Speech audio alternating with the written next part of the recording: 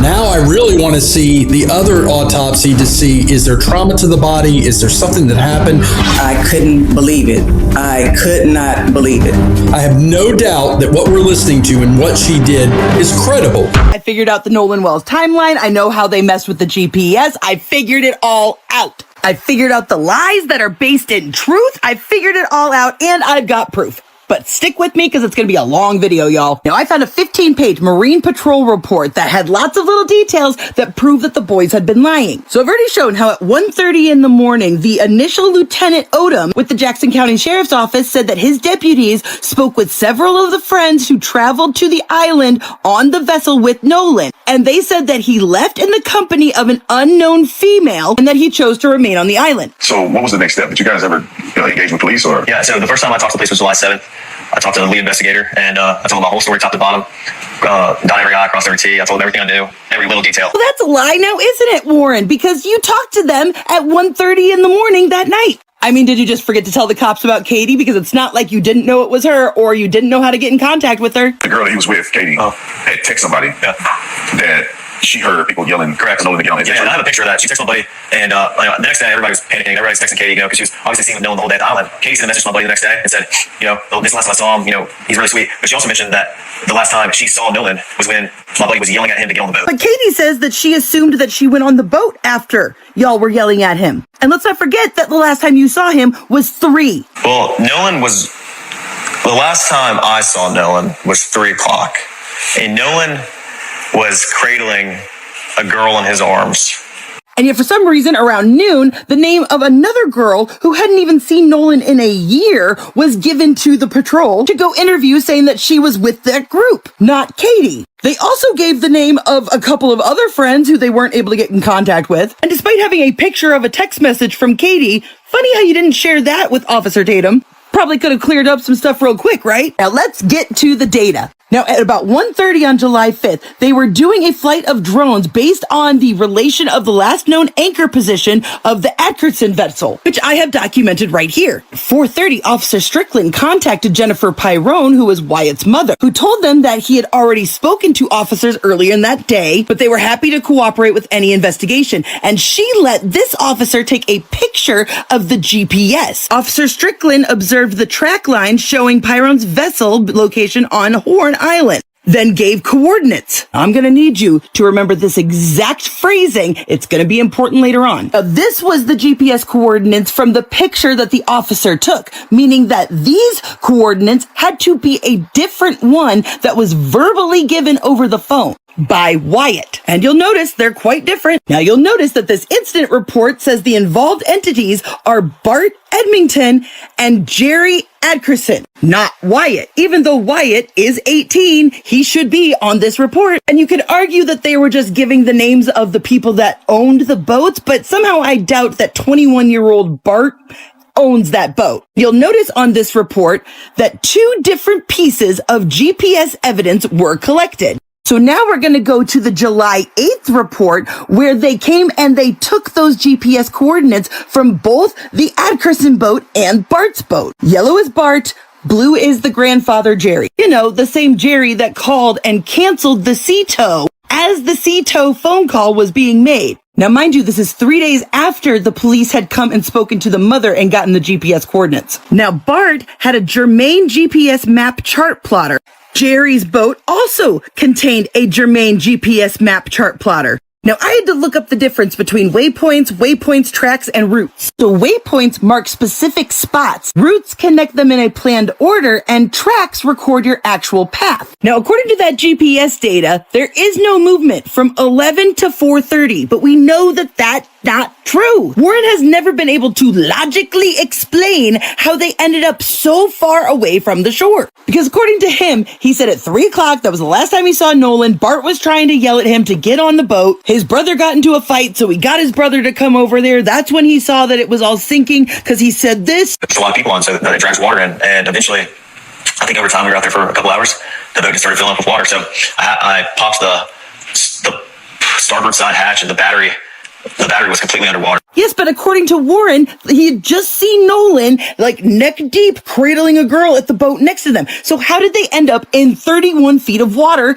at the 4 o'clock call? There's an hour in between that. If the battery is submerged, how would they even get away from the sandbar? You can see in the background of this picture, they are far away from people. And yet this GPS is saying that you were stationary the whole time. But why? Especially because we have actual fucking proof right here. We have the coordinates that Wyatt's mom gave them the second time, and the cop took a picture of the GPS. Compare it to the GPS coordinates in which they were trying to get a tow from. But what if I were to tell you that not only does a waypoint need to be physically saved on this exact type of GPS, you have to intentionally say, mark this spot, or else it doesn't automatically save. It records your tracks automatically, but those are just saved coordinates. And it turns out you can actually delete tracks. It's super easy. You just go into the main menu and you delete it off of your data. So why is this GPS data, which is right here, so much further away than what the GPS says it is later? There is no data included in that GPS report that explains them going from here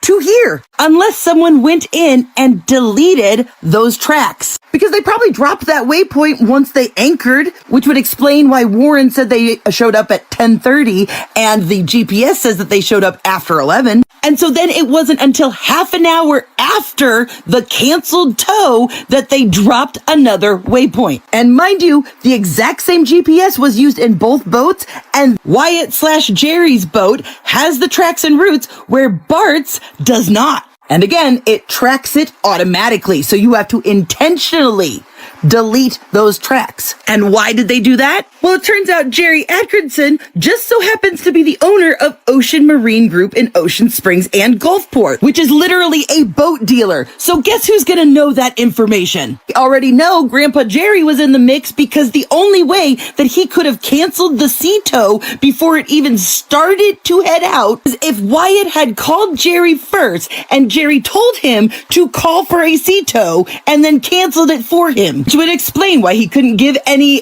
descriptions of where the water was. How high was it? We know that the sea tow did not bring in the boat. In fact, Bart's mother came on Facebook and said that there are pictures from my son's boat of the boat about to be towed, which is clearly who is about ready to tow them here, as Wyatt is on the phone. I can tell you 100% that this is not a sinking boat. You can see Bart bringing them in this picture. But Bart was supposedly the one yelling at Nolan to get on the boat, remember? Why would he be yelling at Nolan to get on a boat that's sinking? Unless he was telling Nolan to get on his boat. And Warren accidentally explained what really happened with the engine. Whatever happened with Nolan happened on Bart's boat, allegedly, which is why all of Bart's information was deleted. So here's what happened. Both this one and this one confirmed that there was a fight that broke out on the beach. Started out with him, ended up with Warren's little brother. His uncle says, we gotta go. They hop on a boat and they leave. He grabs his drunk younger brother and says, we're getting out of here too. 3 o'clock. This whole caravan is trying to get the hell out of there because they're drunk and fighting. Wyatt's boat was in such a hurry that they couldn't figure out how to put the freaking trim down, which caused the motor to overheat, quickly stranded them, and Bart had to come help them. The time that Bart shows up, something has happened between him and Nolan. They're all distracted trying to fix the bilge pump because it didn't trim down. The waves were crashing over the boat and into the bilge pump, short-circuiting it. During this, some people have figured out that Nolan is gone. Other people just think that he's passed out or something, which is why Wyatt calls his grandfather to figure out what the F to do. And as the phone call is being made, more people are figuring out something's wrong with Nolan. That's why they didn't start moving again for 30 minutes. They were coming up with a plan and figuring out how to make it work. Bombshell tonight in the Nolan Wells investigation. A mystery altercation emerges. And not with the guys that took him to the island on the boat. Does this change things? We cannot ignore it. We want the truth about what happened to Nolan Wells. We are here to convict no one yet. And if evidence of a mystery altercation with other young men arises, we are pursuing it. Dave Mack, what do we know about some mystery altercation we think after the Triton left Horn Island. Nancy, this is a mystery altercation that is being described through social media as something that took place around 5 p.m. that day. This is 30 minutes after the Triton already left. And in this particular account, a Bertram boat was seen leaving shortly afterward at a high rate of speed. Now, this social media conversation claims that a person, one of the passengers, pretty certain Nolan Wells, was part of a group that was, quote, almost fighting around 5 p.m. Bip, bip, bip, bip, bip. Whoa, wait. Hold on, Nellie. Did you say 5 p.m.? Yes. Okay, the reason I jumped in, Dave Mack, is because 5 p.m., if Nolan was seen in an altercation at 5 p.m. on Horn Island, that's after the Triton, had already left. Let's see the boat, control room. We're talking about the boat leaving Horn Island. That boat. Had that boat already left when this altercation occurred? Dave Mack, that's a yes, no. Yes. Listen. But the person said in the DM to another kid that is associated, not any of the kids that I interviewed to talk to, but that could be associated to some degree, that knew Nolan, that this person wrote a message saying, me and my husband saw you arguing with Nolan, and to the effect of you're going to spend the rest of your life in prison. Nolan and another person that he may have been in an argument with, to me, are people that need to be investigated. But here's what neither of those interviews can answer. There's a paper trail sitting in Mississippi's public records that puts the story on a very different timeline. GPS data shows exactly when the boat left Horn Island. An official report records what the friends told investigators about who Nolan was with when they left. And another document raises questions about what people on that island were actually seeing and remembering that afternoon. Put those records together, and you get a window of time that still hasn't been fully explained. And now, after the boys have finally spoken publicly, Nancy Grace has raised her own questions, and one of the friends has brought in a high-profile attorney. Those old records suddenly matter a lot more. Because the biggest question isn't simply what the boys are saying now, it's what the paperwork says they said then. And that's where this case gets very interesting. Before we break it down, subscribe to the channel, because this case is moving fast, and the next piece of evidence could change everything. You know, obviously, before this happened, I would assume you're living a regular life, young guys being in college, having a typical experience, then you lose your friend. I think, ever since it happened, my life just, hit like a hole. Even going out, we're always paranoid somebody's gonna see us, get spotted, try to beat us up potentially, or even worse. You just met these young men more recently. And are you confident that these young men had nothing to do with it? This week, Nolan's three closest friends, Warren Hudson, Jax Pitalo, and Morgan Seymour, sat down for a full on-camera interview with commentator Brandon Tatum, their attorney present.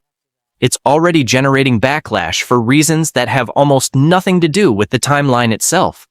We'll get into what they said in a bit. First, the paperwork, because that's where this case gets a lot more interesting.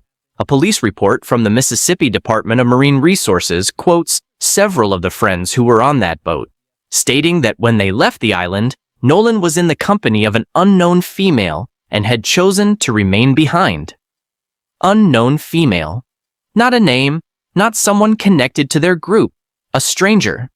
That word is carrying a lot of weight because we now know exactly who that woman is, and it doesn't match what's come out since. Weeks later, she was publicly identified as 19-year-old Katie McCormack. Her account, through her sister Gracie, directly contradicts that report. Katie didn't believe Nolan stayed behind for her at all. Gracie says Katie assumed he was leaving with the very friends who told police she was a stranger to them. So if the friend's official statement called her unknown, but she and Nolan had already spent time talking that day, why the mismatch? Was she genuinely unknown to them? Or does that word conveniently sidestep a version of events where the friends knew more than they let on? Katie herself has said almost nothing publicly beyond asking people to stop speculating. Nobody's suggested she did anything wrong, but the contradiction stands, and it's not the only strange detail in these documents.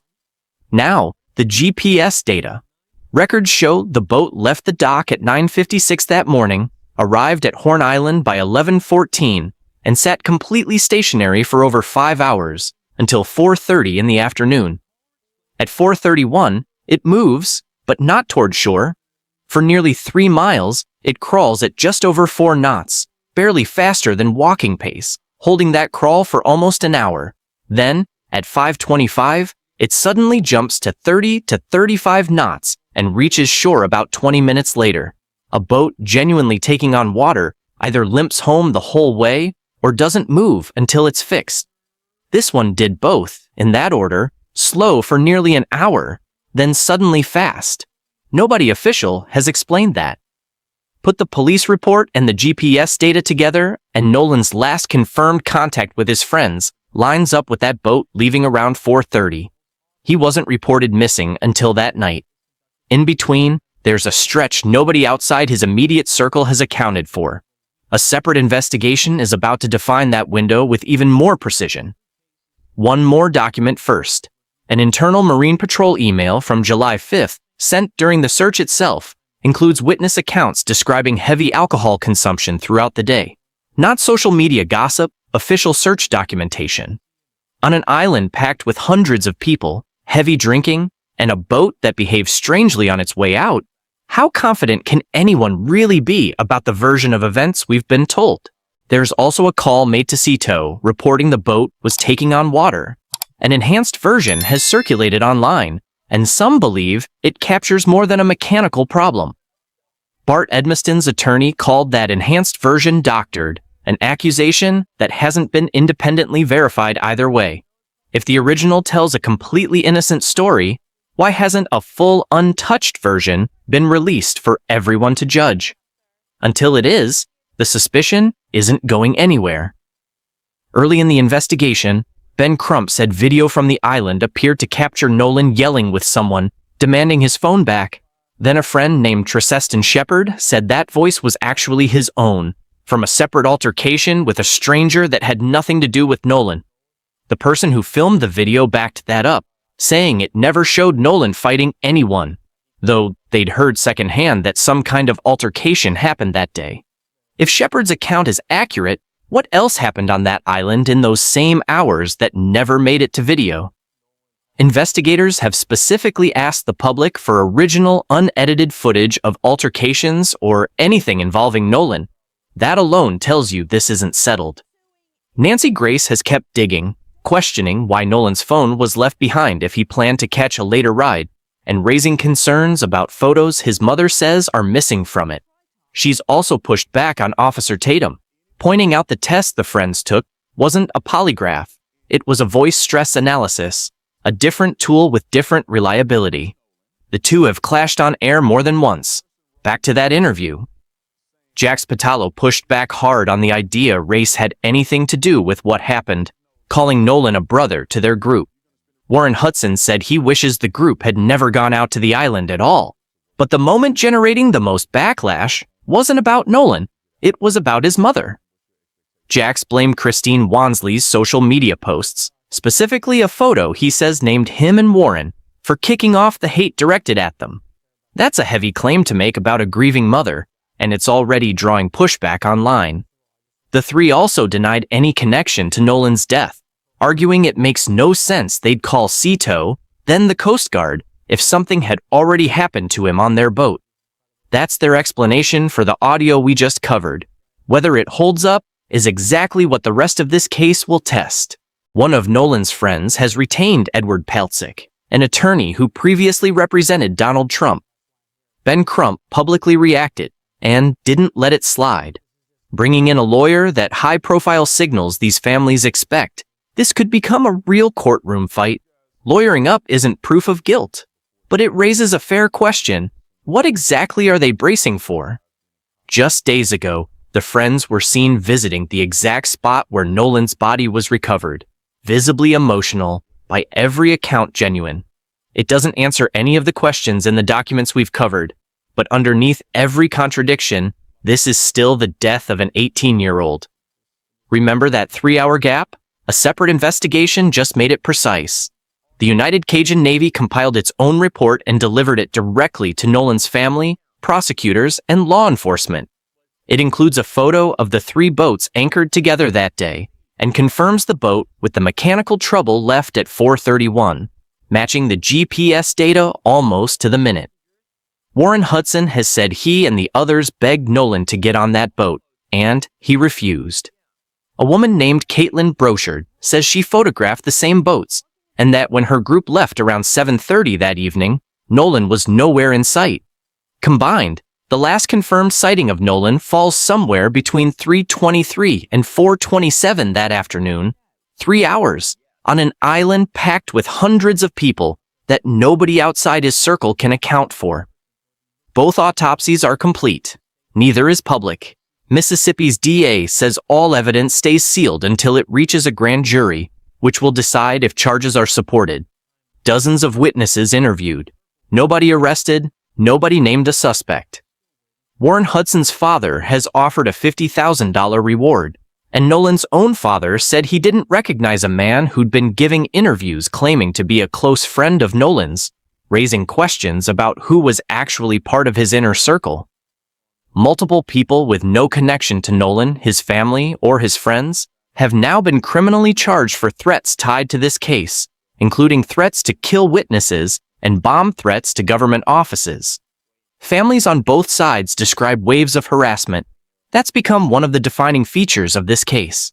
This is tangled up in a much bigger, older conversation about how Black victims are treated differently, whose account gets believed by default, and a state with a painful history that hasn't been forgotten. Stephen A. Smith has said the Black community's suspicion here is understandable. Ben Crump has said the family doesn't fully trust Mississippi law enforcement, given their Black son ended up dead after a trip with 3 young white men. None of that is a legal finding, but it's part of why this story hasn't faded. A police report calling Nolan's companion unknown when she wasn't. A boat that sat still for 5 hours, then crawled for almost an hour before suddenly speeding up. A 3-hour window nobody can account for. Heavy drinking confirmed in the official record. A friend group that just spent an hour on camera trying to control a narrative that's outrun them. And underneath it all, an altercation on video that may or may not involve Nolan at all. None of this proves what happened to Nolan Wells. But it proves the contradictions aren't just social media noise. They're sitting inside the official record in documents nobody had to leak because they were already public. So ask yourself, if the paperwork already contradicts itself this much, what happens when the sealed evidence finally reaches that grand jury? Stay subscribed, because when it does, this is going to move fast.